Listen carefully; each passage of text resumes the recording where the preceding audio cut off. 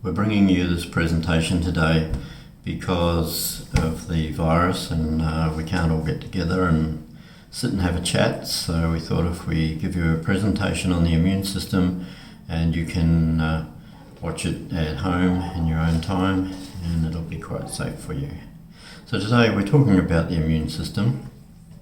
We thought we'd start with Antony van Leeuwenhoek, who was born in Holland in 1632.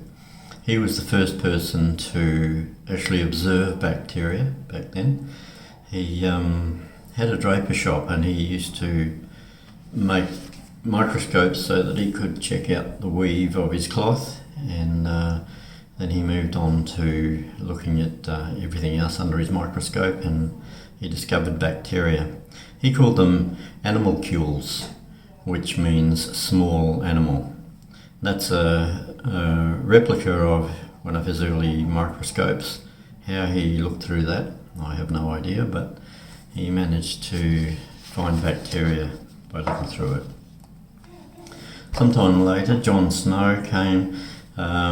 He was born in March 1813 in London, and he is considered to be the founder of epidemiology.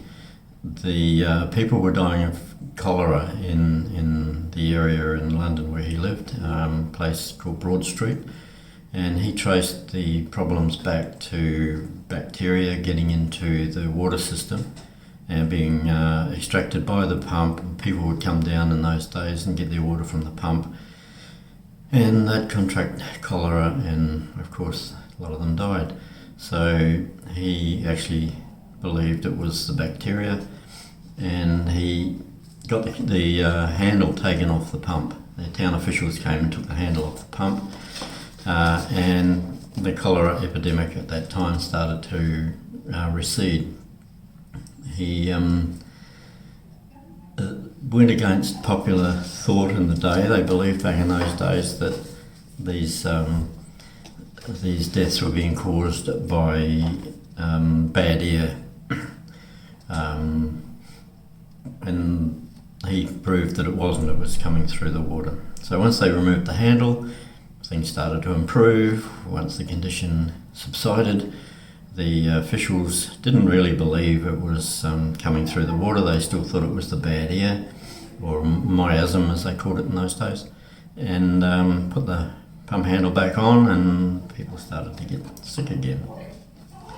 So it wasn't until 1866, quite a few years later, William Farr, who was really against what John Snow was saying, actually came to realise that, yeah, he was right. His diagnosis was quite correct. So, moving on, the bacteria he found, we call them pathogens. And that's a sample of the bacteria and the virus. They look quite different. Viruses are smaller than bacteria, and they actually can't survive without a living host.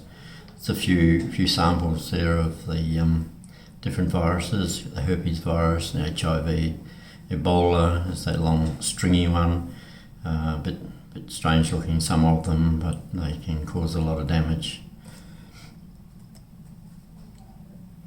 In our immune system we have what's called natural killer cells. We really want our natural killer cells to be very healthy. So basically they're a type of lymphocyte, and a lymphocyte is like a white blood cell. So what will happen is the pathogen comes into the system through various means, and the natural killer cells are constantly patrolling. They're in constant contact with other cells in our body, and when they detect something that really shouldn't be there, they attack it and eventually kill it. Often they'll die in the process, but they'll kill it, and the pathogen is extracted and gotten rid of out of the body. A big part of our our immune health is our digestive system. I've found now that we have quite a range of friendly bacteria in our digestive tract. It's all working on our behalf, and it's a big part of our immune system. So it's really important to keep that, what they now call the microbiome, healthy. It plays such an important role. It regulates allergies, it helps build autoimmunity, and it will definitely help reduce infections. They've now found, the last I've seen was up to 4,000 different strains of bacteria live in our gut. We carry around about 2 to 3 kilograms of bacteria. So it's really important. It's not just in our gut, we have bacteria all over the outside of our body, on our skin, and it thrives, so we need to look after it. Unfortunately, it's fairly easily knocked out these days. Food chemicals are a major problem. The preservatives and colours and things like that will knock it out. Antibiotics, by their nature, are designed to knock out bacteria, and they don't discriminate normally, so you can lose a lot of your beneficial bacteria by having antibiotics and so on. They're a double-edged sword because we actually need them to knock out the bad bacteria, but they can knock out the good bacteria also. So it's important, after having antibiotics, or if you're having a diet high with synthetic food chemicals, if you're living a stressful life, then your beneficial bacteria can start to reduce in amount, and then we start to see illnesses occur. So it's good to look after your bacteria, be friendly to your friendly bacteria, and it'll be good to you. One thing that's very much underestimated in a lot of cases with our immune system is the importance of staying calm, not being stressed. Stress can really upset the immune system. In fact, most health conditions that we have don't do well when we're stressed. So it's easy to say just don't get stressed, but it's good where possible to relax, and especially with now, right at this time, there's a lot of stress. We see a lot of the news broadcasts can be quite distressing. So it's good to get yourself away from that, and I guess we're going to have a month of kicking back and taking it easy, so it's a good time to look at de-stressing. Some of the signs to be aware of that your body is becoming overstressed is we get the rapid or shallow breathing. You've obviously seen that. People sort of get a bit breathy and puffy when they're under stress. We get an increased heart rate, our blood pressure goes up, which isn't something we want. Often with stress or shock or that type of thing, we start to get a dry mouth, trembling and shaking can occur. One thing that will happen is the blood flow to the brain can be reduced, and that then upsets rational thought, and when you're not thinking clearly, you start to do things wrong, and then you get stressed about that, so it feeds on itself. You get increased alertness and agitation. By the increased alertness, we become over alert. We're reacting to things that we wouldn't normally react to. So it's good to just watch that. And you get dilation of the pupils. Our pupils start to get a little bit bigger. So some of the physical signs to be aware of also are fatigue. Very often when we're under stress, we get fatigued. That upsets our digestive bacteria that we were talking about a minute ago, and that in turn upsets our immune system, so it makes us more susceptible. You get reduced libido, often there'll be sleeping difficulties. The pattern can be you'll feel tired, so you'll go to bed and minute you lie down, you're wide awake and you can't get to sleep, and you toss and turn, you ache and twitch. So yeah, staying stress-free as possible through the day can definitely help that. You'll get weight gain around the middle, that's abdominal fat or visceral fat. That's been shown to be quite a damaging type of fat to have. It's one of the hardest to get rid of, but it's something else that will go, and it will also add to the stress levels, and equally back to that digestive system again. It can cause the destruction of a lot of the intestinal bacteria, which then goes on and upsets our immune system. So it's good to try and exercise and stay stress-free. They found exercise to be really good for reducing stress levels. We also get cravings for sugar. We can get muscle spasms and twitching. Now that can be due to the body not absorbing magnesium well. So you can take a good quality magnesium to help that a little bit, but it backs up to the stress, again affecting the digestive system. The digestive system's not absorbing the nutrients, so again back to the upsetting the immune system, and one thing leads on to another. You can often get frequent headaches when we're stressed, and of course frequent infections. So it's much easier to pick up infections if our whole system's not fighting and stopping these things from invading us and stopping the bacteria and the viruses. So be aware of that. And also when we're stressed, of course, we get mood swings and then we have arguments, and that adds to the stress, and so it goes. So a few things we've noted down here that'll just help with your immune system, and one of them is exercise. They found that exercise is really good to help reduce stress, keep those stress levels under control.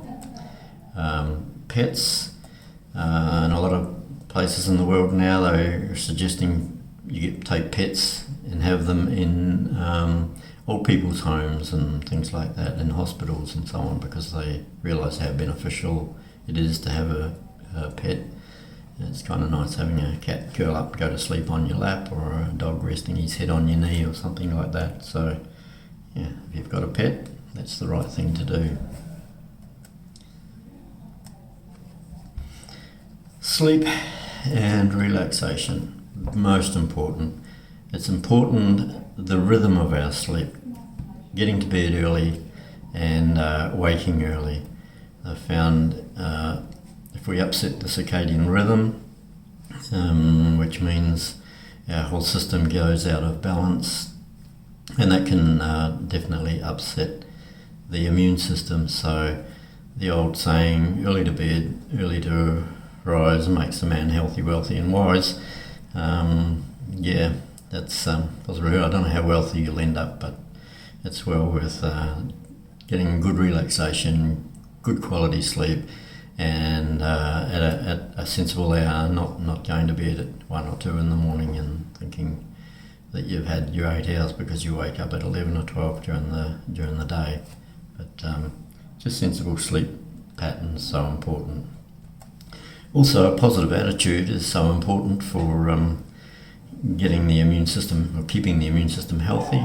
So the trouble is we often have ingrained negative thoughts and don't even realise that we're doing it. So it's good to just watch your thought processes, and if you're getting any negative thoughts, try and pick up on it and get into the habit of being positive where you can, and slowly it becomes part of your life, and you find that you'll be thinking more positively about things and looking for the good outcomes. And of course, so important, laughter. It takes more muscles to frown than it does to smile and laugh. Laughter exercises all the digestive organs, so there we are, back to that digestive system that in turn helps the immune system. So plenty of laughter. It's most beneficial, and it's good to do. Socialising, normally I would say, yep, socialising is really good, but right at the moment it's not really the way to go, so maybe I should have crossed that slide off. But once things are back to normal and we're enjoying lives as normal again, then going out with friends, having a drink and a meal and a bit of a laugh and a chat, and just enjoying good companionship, so important for helping the immune system stay healthy. And whole foods are very important. If you're going to be loading up on hamburgers and pies and Coke and too much alcohol and all that sort of thing, then eventually it'll catch up, and eventually it'll lower the immune system, and then you'll be susceptible to anything that might happen to be going around. So it's important to have plenty of whole foods, and we'll normally recommend about a quarter to a third of a plate of green vegetables every day is a good rule of thumb. A little bit of chicken, a little bit of meat, a little bit of fish, just a sensible, varied diet. If you've got a compromised immune system and you're actually facing health problems, then it's time to really tighten the diet up and see somebody who can actually help you with that. Pop down to the clinic and we'll sit down and have a consultation, and we can soon work out an appropriate diet for whatever you're facing. Or if you just want some good advice, we can sit down and just have a chat about the right foods that suit you. We're all different, so we all need different foods. Herbal supplements, of course I'm a medical herbalist, so I'm going to say herbal supplements are beneficial. I've been doing this now for 30 years and have found that I just couldn't manage without herbs. Used appropriately, and the right herb for the right condition on the right person at the right time can really make quite a difference to most health conditions. So we'll go into a few of the herbs now and just discuss one or two. So at the moment, Andrographis is a really beneficial herb. It's one that I use a lot in the clinic. It's a herb that will build your immune system. It's actually called the king of bitters. It's one of the bitter herbs, and we use bitter herbs for so many different conditions. Back into the digestive system, bitter herbs are really beneficial for the liver. This one works really well in building the immune system. The natural killer cells that we talked about earlier, Andrographis has the ability to stimulate the production of natural killer cells. So basically the natural killer cells are like our army, and the bigger the army, the more we can repel the pathogens as they try and take over. So a herb like Andrographis can really help with that. Specifically, it's used for influenza, respiratory infections, infectious diseases, and the common cold. So it's a nice herb to use. Now, cleavers is, you might recognise it. It's that annoying little plant that grows down over the back fence. So every time you go into your backyard, it clings to your trouser legs, and it sort of seems very sticky as little hairs on the leaves that grab hold of you as you walk past. It's annoying when it's in the garden, but as a medicine, it's brilliant. I've used cleavers now for years. I use it mainly for a combination of building the immune system, and I've found it to be really beneficial for urinary tract conditions. It's very good for the kidneys also. So really nice little herb. Specifically, they use it for the lymphatic system as a lymphatic system tonic. Lymphatic system is interrelated with the immune system, so you're getting that crossover benefit. It's very good for skin conditions such as psoriasis, and I've treated a lot of psoriasis over the years very successfully. Cleavers is one of the one of the herbs that I'll often reach for to help with psoriasis. And as I said earlier, urinary tract infections, all those sorts of things that go with kidneys right through. Very, very nice herb to use. And of course, echinacea, I think everybody's heard of echinacea these days. Very good herb for helping strengthen the immune system. It's very good for upper respiratory tract conditions, for removing catarrh conditions. There's two types. You've got purpurea, which is this one here in the photo, and there's angustifolia. They both work really well. Purpurea is more available. Its common name is purple coneflower. You can probably see why they've called it that. But yeah, it's incredibly good. It's a good defence against bacteria. It's a good defence against viral infections. And it's one that's very safe to use. We'll often use this as low dose before people have an infection to just protect against any infections. And once you start to find an infection, then we'll crank the dose up a little bit until we've taken care of the pathogen that's invading, and then we'll drop the dose down again. A herb that I particularly like is golden seal. It's not used quite so readily these days due to the fact that it's been hard to propagate, and the cost of it has slowly risen over the years. But I've used it a lot for infections, most infections, upper respiratory tract, into the lungs, colds, flus, sore throats, you name it. It's even been used, prepared correctly, as an eye wash for problems with the eyes. It can work very nicely. It can be used externally. If you've got an infected finger or something like that, for example, you can dip it into the fluid extract of golden seal, and you can get a nice result happening there. Again, it's specific more of colds and flus and those types of conditions. Another herb that I use a fair bit is the elderflowers, or everybody's familiar with its Latin name, this one. It's actually called Sambucus nigra, but everyone immediately thinks of Sambuca. Not quite the same thing, but it originates from the same plant, the elder tree. Elder I'd use more for upper respiratory tract conditions, inflammations, infections, things like that of the upper respiratory tract, blocked noses and things like that. It can actually clear very nicely. It's a simple herb, and you can use it by itself. Normally I would use it in a mixture. For upper respiratory tract conditions, a combination of elder, golden seal and andrographis would be a nice little combination to clear any upper respiratory tract conditions. Also will work into the lungs. We'd use that with a herb called mullein, which really helps strengthen the lungs to get a good result. Helps remove a lot of catarrh from your system.